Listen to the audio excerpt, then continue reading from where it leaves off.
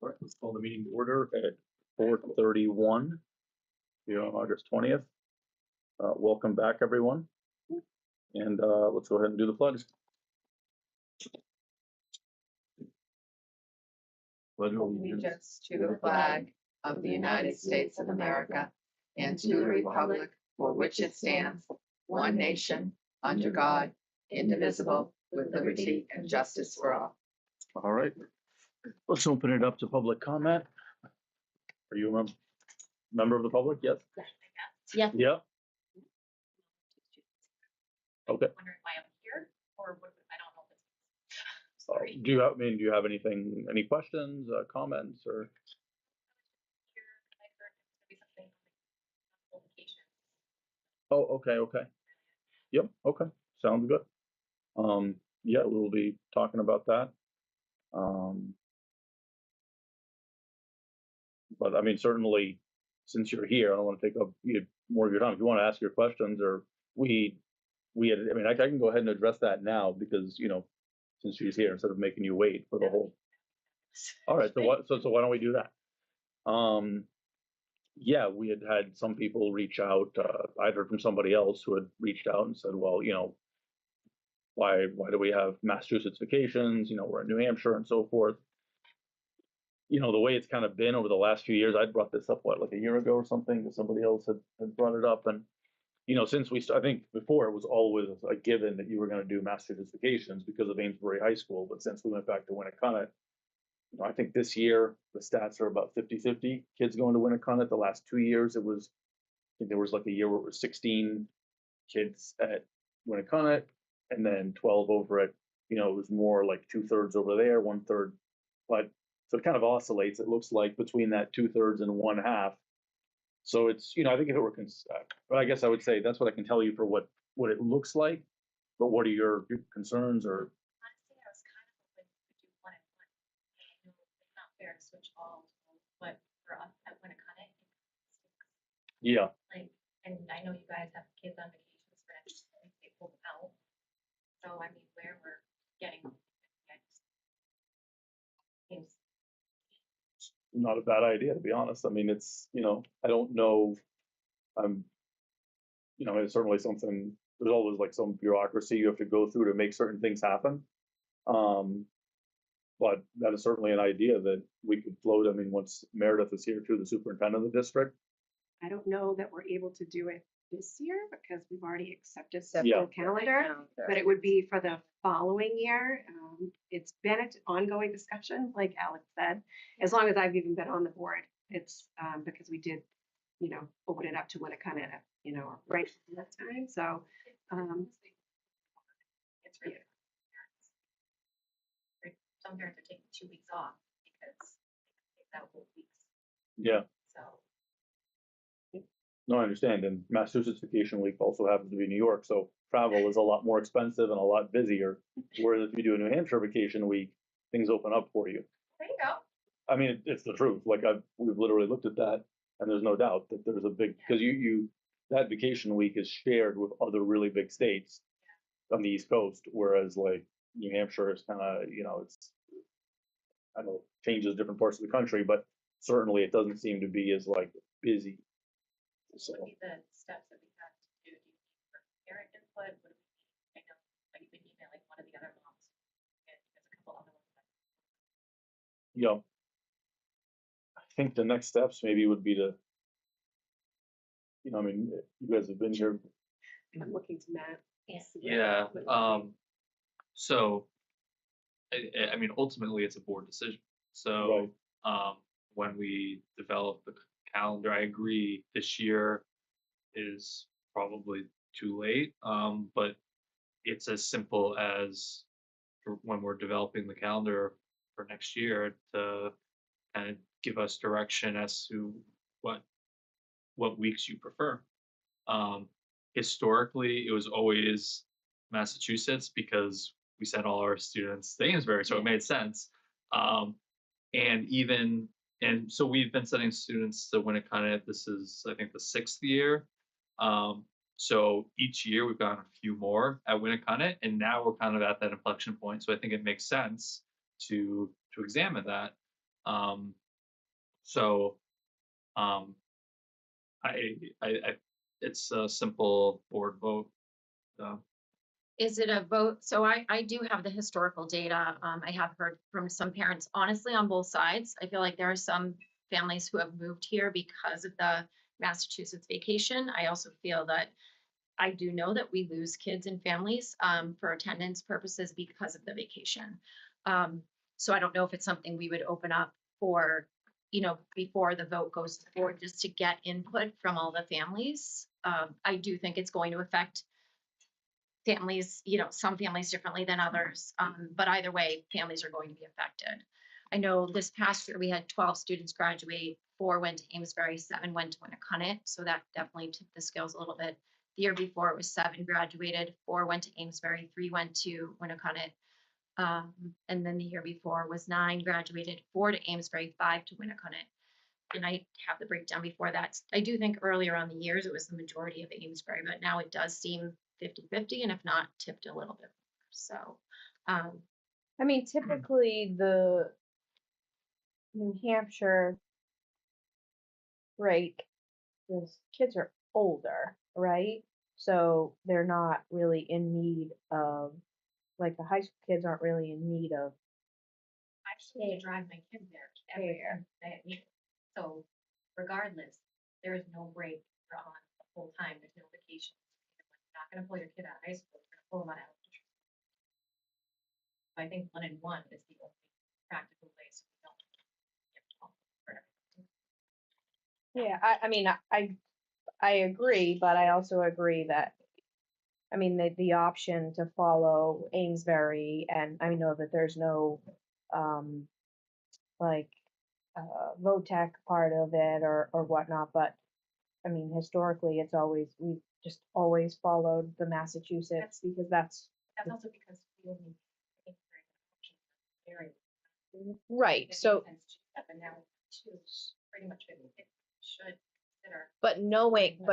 but knowing that you're choosing to go to Winnicott because you have that option, you have to also know that you have to own some of that responsibility, that the vacation isn't the same and you have to drive them and you don't have buses and things like that. I mean, We do, but we have the majority of kids comfortable. It shouldn't make us suffer picking a school based on vacation, all of those things. I mean, I think what I'd like to see, and I like your idea of a 1 and 1. I think that's pretty reasonable given the numbers. I think it does sound fair. I think that, what I'd like to see is maybe to announce it ahead of time that there's going to be, and probably make, like, not, because of course we always put up that there's a school board meeting and then we publish the agenda, but a lot of people don't look at it. So you're you know what I mean? So we have to find a way to, like, tell people, okay, that issue is going to come up and we need your input. You know what I mean? And I wouldn't be surprised though if it's kind of that sort of 50%, 55% one way, but I think that's yeah, it's right, and it's not right. That's not unreasonable. Yeah.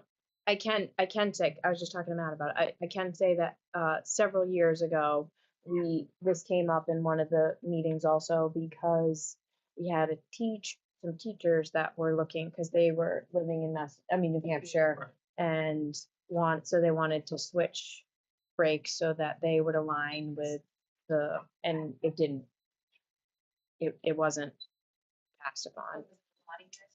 The numbers are definitely higher.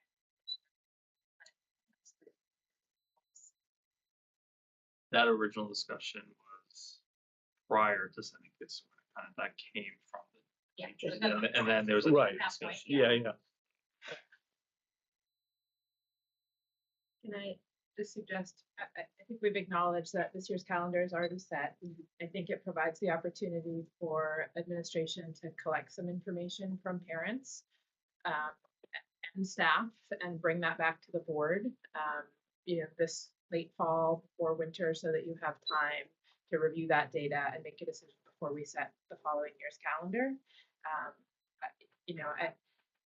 I think whether whether you decide what the majority, right, if the percentages are close, whether you decide what the majority wants or not, I think it would be helpful to have that data and to give people the opportunity to provide input into that decision-making process.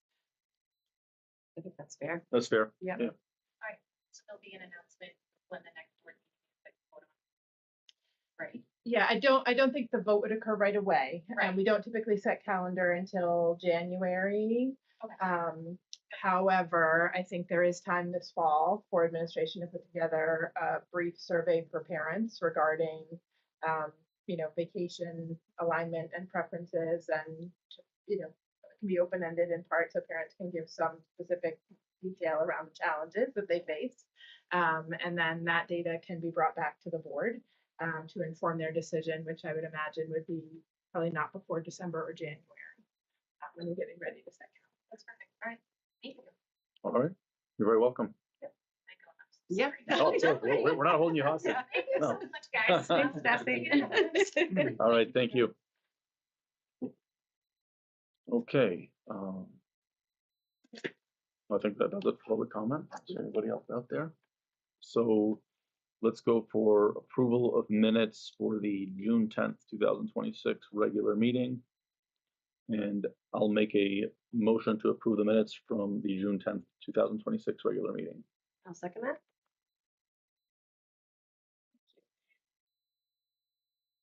Okay. And now we'll get to our administrative reports.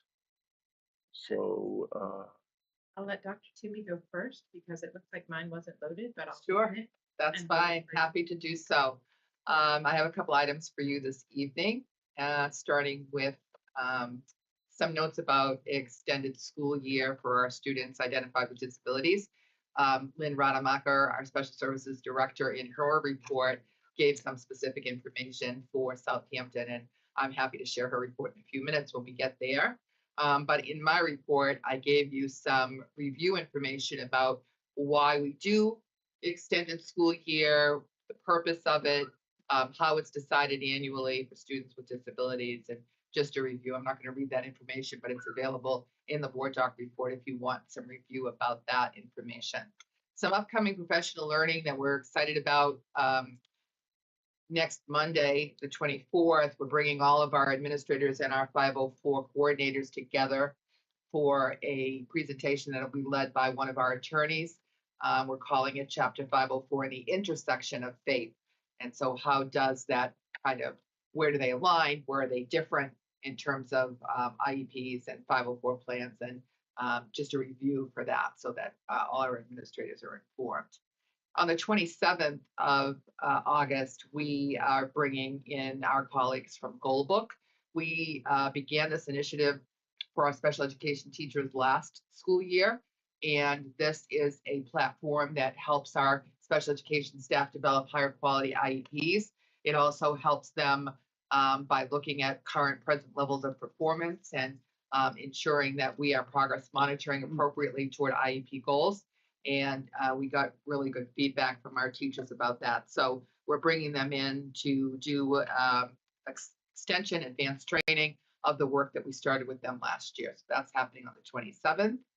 And on the 28th, we're very excited that Allie Brown is coming from 8 to noon time at Winnicott High School. We're bringing all of our educational assistants and registered behavior technicians for a session with her. And we're titling it From Helpers to Coaches, Educational Assistants as Cognitive Mediators for All Students, really wanting to give them a set of tools and strategies that they can use to sort of see their role as more of a coach and an assistant, and just kind of elevate the service that they do. We're really fortunate to have them and can't do this work without them. And then you've heard me before talk about our wonderful relationship with the Cook Center for Human Connection. Thanks to our principals, Katie being one of them, we've been able to partner for the 4th year. The initial grant ran out that we had initially to fund this project, and then we had a deep discount, and that dried up this year. So the principals made a commitment that this is well-intentioned and well worth the effort to give our families the availability, if they want the coaching, to sign up for a personal coach 30 minutes a week via virtual assignment, and having access to that coach by text or by cell phone anytime during the week. There's other resources available, newsletters that our principals send out monthly. There are many courses and other resources on the website that parents can take. And I want to point out a brand new course that has just been launched called Approaching Your Child's Anxiety with Care. That course is now available. There's a link to it right in my report and board docs. If you don't want to go on the website, you can get the link right there. And then the medallion, always that parentguidance.org medallion takes you right to the website and gives you all the options you need to get involved. We're really thrilled with how the parents who have signed up for this resource have kept with it. And we know we have many from Southampton that are utilizing it. And we've heard wonderful feedback from those families who are really enjoying it. So thanks to Katie for keeping that going and aligning the resources that are making that happen. That's it. Any questions for me? No? Thank you. Thank you. Okay. Go. Okay, sounds good. My report is in there if you refresh, so I'm sorry that it was not, we're still learning Simply and it didn't copy over. So Simply is one of the things that we worked on at the SAU over the summer. So transferring from board docs to Simply. We're not done yet. Policy piece still needs some work, but we hope it will be more friendly for the public to access board meeting information moving forward. We also just came from 2 days of our administrative retreat, so just fresh off of that as of 3:30 this afternoon. We've been working on year-end audits, which you'll hear more about from that a little later, and worked on some policy and legislative review, which I will talk about. Just want to thank everyone who works over the summer, whether it's with our students who are receiving extended school year services and supports, our facilities staff. We're fortunate here to have some young people who are hired to come in and help out and make the school look great for the start of the year. IT staff who's working behind the scenes to make sure our technology infrastructure is working. Our admin assistants who are processing registrations and helping get schedules done and inputting data for the state data collection process. And our administrators. So there's just a lot that happens behind the scenes to make sure things are ready for when students return. So we're grateful for all of them. We will be welcoming new teachers next Monday and Tuesday, and then all teachers return on Wednesday, the 26th. We are asking families to provide proof of residency to the school office, and that documentation just helps us ensure that we are good stewards of taxpayer funds and are serving students who reside in Southampton. The first day of school for students here will be Monday, August 31st. That's also true for 9th grade students at Winnacunnet and anyone attending the Seacoast School of Technology. Anyone in a sophomore, junior, or senior class attending Winnacunnet who's not attending SST will start school on September 1st. I do just want to call out a couple of legislative changes that will impact us for the upcoming year. One you will see in Policy J, or you will have seen when you looked at Policy JICK, which we are asking you to approve tonight as that law went into effect August 1st. That is some changes to the bullying and cyberbullying law. Another bill that we are examining carefully and thinking about is HB 1300, which was passed by the legislature and which will introduce a statewide tax cap item on the ballot in elections in November for every community in the state. And then finally, HB 564, which introduces some changes to the SAU budget process and voting procedures. So there will be some additional impacts that we'll review at the next policy meeting. So there will be some further policy updates that take place over the course of the fall. Okay, great. Thank you, Meredith. Thank you. All right, Kate, let's move on to your report. I just have a few updates. So first is some staff updates. It's not brand new, but we did get a new facilities manager back in this late spring. So I wanted to formally welcome him, Frank Healy. He's done a wonderful job this summer, which underneath I've listed out a lot of the facilities work that we've done, and he's done an excellent job spearheading that and really troubleshooting some things in the building. So we're grateful to have him on board. The position was just finalized today. We did hire for our grade 4-5 long-term sub. We have a staff member out on maternity leave for the fall. So parents will be getting a letter regarding that today. Those that are in the 4-5 classroom. We do have an open Spanish position. We hired in the late spring, and then over the summer, that candidate was no longer able to take on the part-time position. So we potentially might be contracting with One World Language again this year. I'm just waiting to hear back from them and that possibility. And then one of our EAs also provided the resignation last week, unfortunately. So we are in the process of hiring. So our staffing updates. Facilities and summer work. There's been a lot of just, getting the school ready to open this year. We did have to replace an entire classroom floor. Our science classroom floor was bubbling to the point of it being unsafe, and tiles were pulled up. So we did go and replace that classroom floor. We ended up replacing it with LVT flooring, which requires slightly lower maintenance and not waxing that the other floors require. We did reach out to Hampton Falls, as they have a wing that is done in that type of flooring, and they had really great things to say about it. So we were excited about that. And then just some, kind of stuff that we needed to do, painting touch-ups. We had 2 wonderful summer helpers. They were amazing. They came in 4 days a week and did a lot of the work alongside our facilities director this summer. Just, weeding, painting the hallways, getting marks off the walls, things like that. We got a lot of our safety inspections done this summer. We did have some work done on our boilers and HVAC systems, and we think we have a really good plan going forward. So I feel really comfortable about that. And then we had our annual staged, our curtains treated, so things that we needed done before the school year started. And then next is a playground update, which may be a separate item. Is it a separate item, or I can go into it? It's not. Okay. So basically where we are at is that the playground, we have 2 separate components, I guess, per se, to the playground. A set of posts, beams, and some items coming from Columbia Cascade, which is the company that originally we bought that manufactured the playground as it stands. We also ordered some new items from this company, ID Sculpture. Those will be in later than the Columbia Cascade. We were hoping that the Columbia Cascade materials would be in prior to the start of school, but it looks like they still have not given me a final arrival date. It's looking around Labor Day.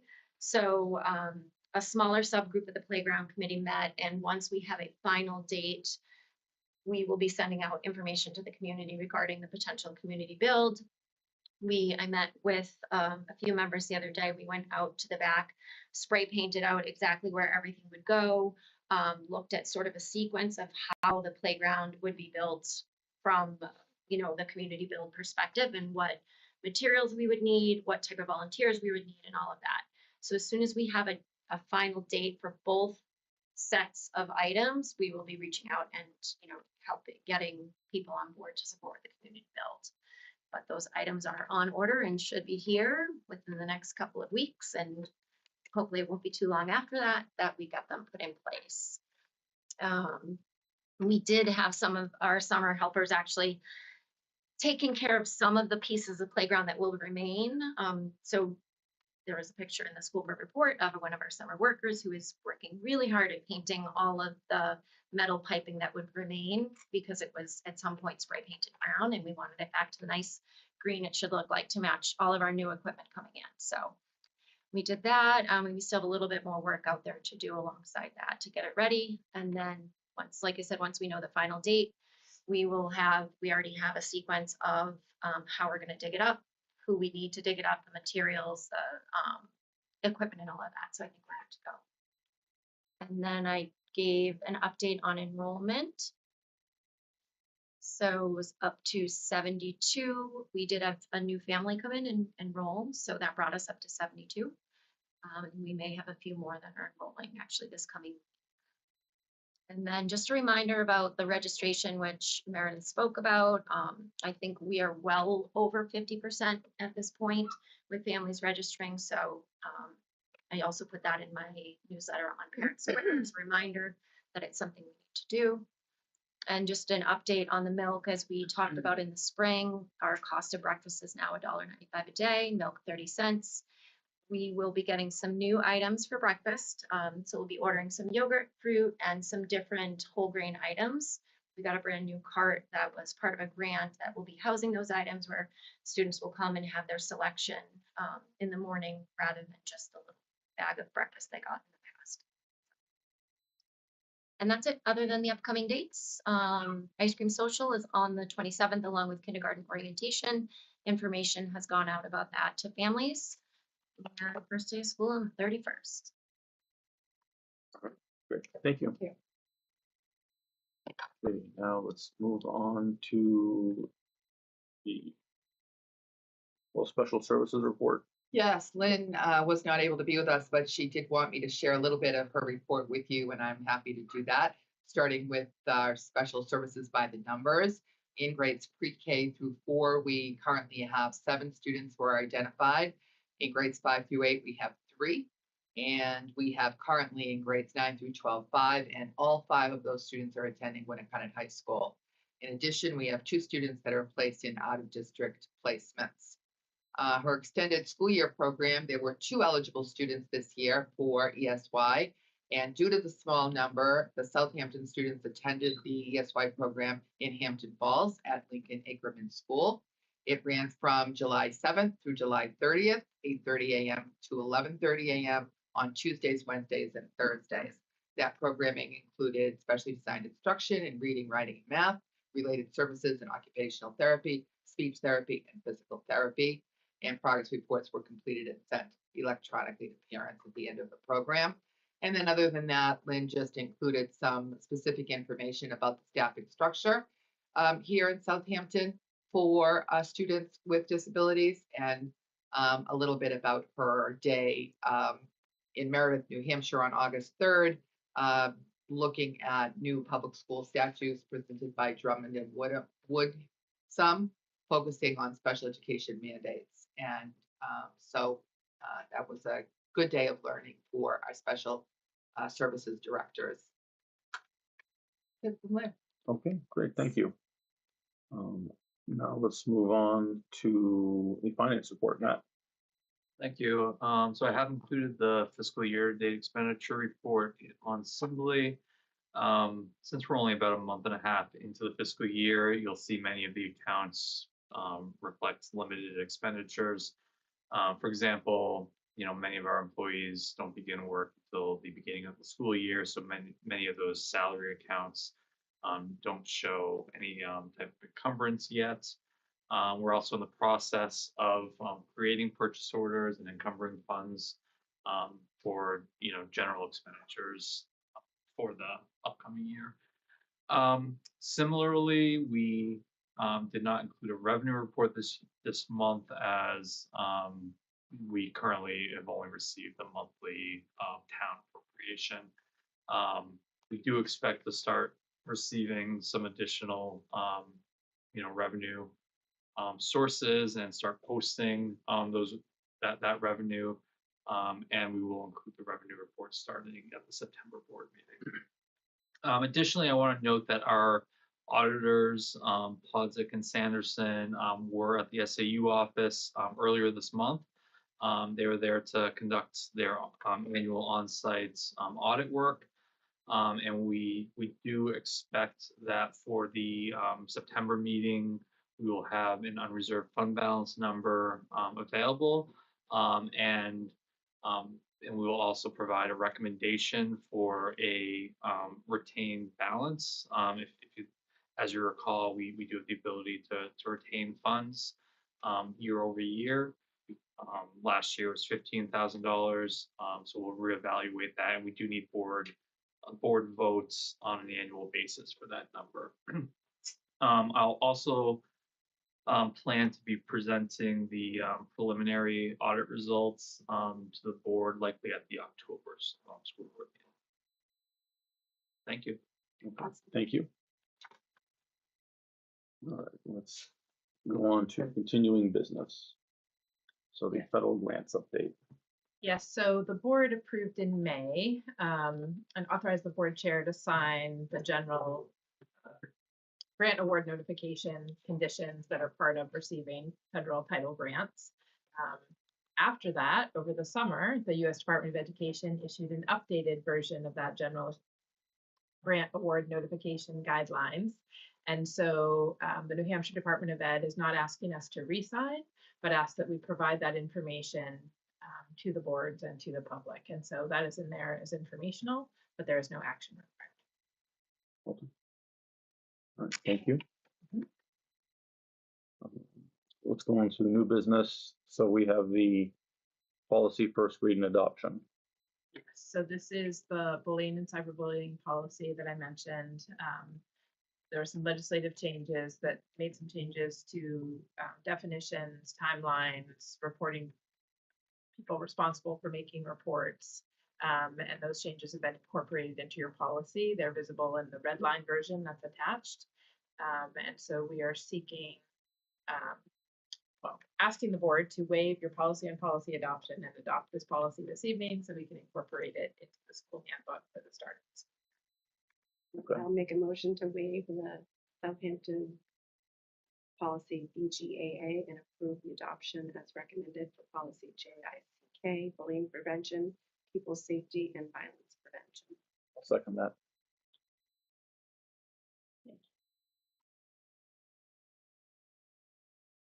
All right, let's move on to the Barnard Family Handbook. So this is the updated Barnard School Family Handbook. There are some errors or issues with links. As Meredith said, we're learning Simbly, and I kept the links into board docs, so those have to be fixed. But the family handbook was updated, obviously, with all of the correct dates.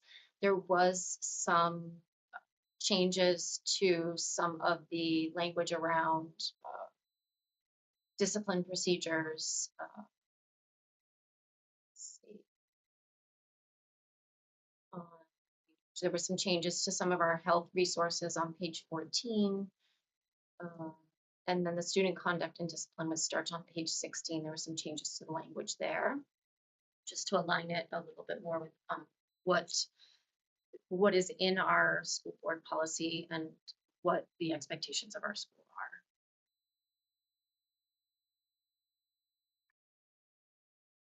are. Okay.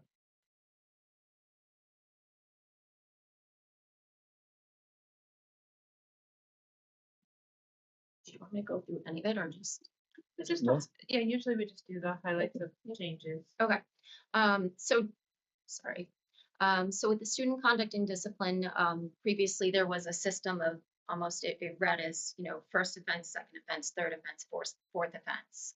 And the way we've sort of worked it here is we do believe in restorative practices, but we believe in that in conjunction with appropriate consequences as necessary. So some of the language around that was changed to reflect what is in the school,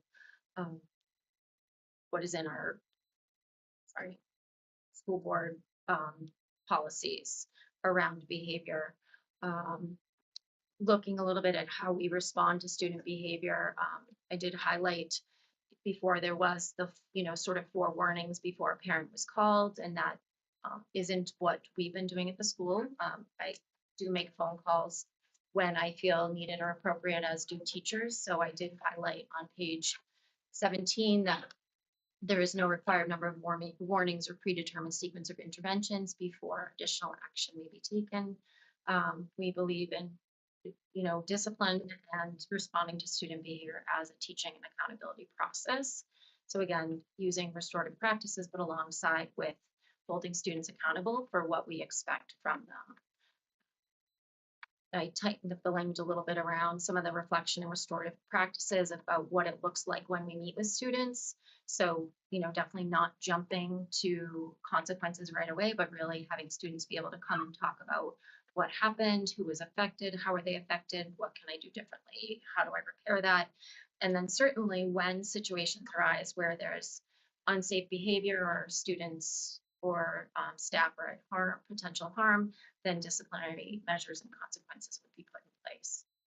and those are outlined on page 17. All right, thank you. Let's move on to the You audit. need to vote Oh, sorry. on that. Oh, To we don't- we adopt don't. the handbook. Oh, sorry. 26, 27 Barnard School. Second that? Thank you. All right, now we'll move on to the audit questionnaire.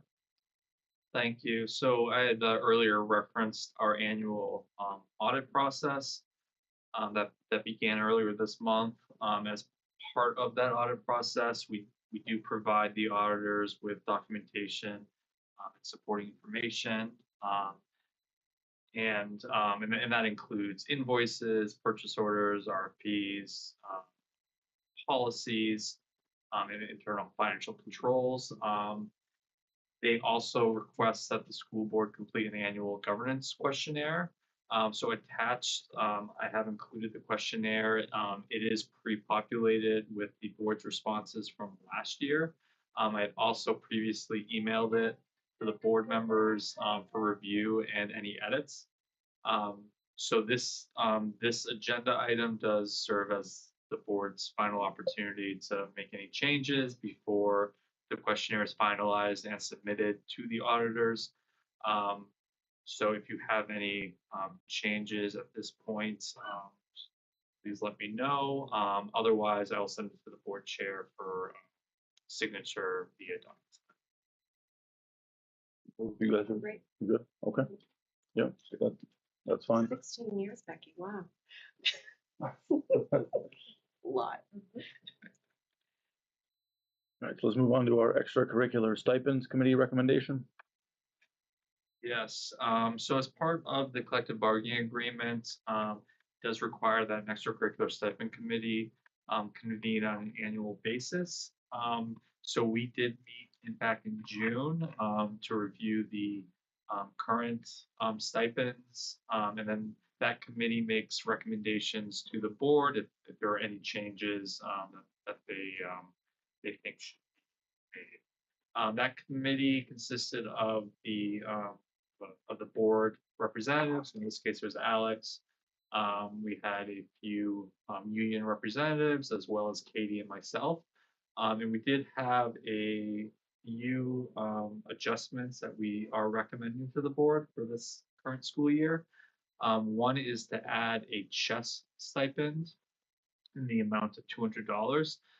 So this is a stipend that we have traditionally offered via our we have like a flex stipend that we provide for small clubs that we offer, and it's typically not formalized for a particular club because it can change from year to year depending on participation, interest level. However, the chess club is a club that has been consistent, and we do feel that based on previous history, we should formalize that particular club. So that's $200. Additionally, we're proposing to remove the co-ed soccer stipend of $1,909. We had hoped to start that team, however, there wasn't the participation that we were expecting. And then we're looking to increase the flex activity stipend by $1,709. So essentially, we are moving the soccer stipend into the flex. We're taking $200 and we're taking the chess out of the flex. There is no additional cost to the school. We're just moving the funds Okay. I'll make a motion to accept the extracurricular stipends committee recommendations as presented. I'll second that. Thank you. All right, calendar alignment, we've already discussed that. Let's move on to ratification of nominations. Yeah, so that was in there because we didn't know at the time the agenda was set, whether or not we might be hiring for the Spanish position, but as we don't have a hire, there's nothing to ratify. All right. Let's move on to future meetings. Oh, that's September 3rd, so that's coming up quickly. And then now, let's, So we did have a request to go into non-public under RSA 91A3 2C. okay. Make a motion to go into at 5:11 under RSA. Uh, 3 under C. Yes.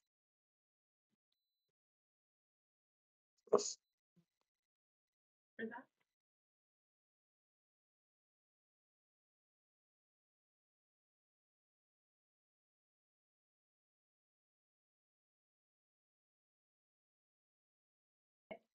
Becky Burdick, Yes. Laura Jordan, Yes. and Alexandra Rossinger. Yes.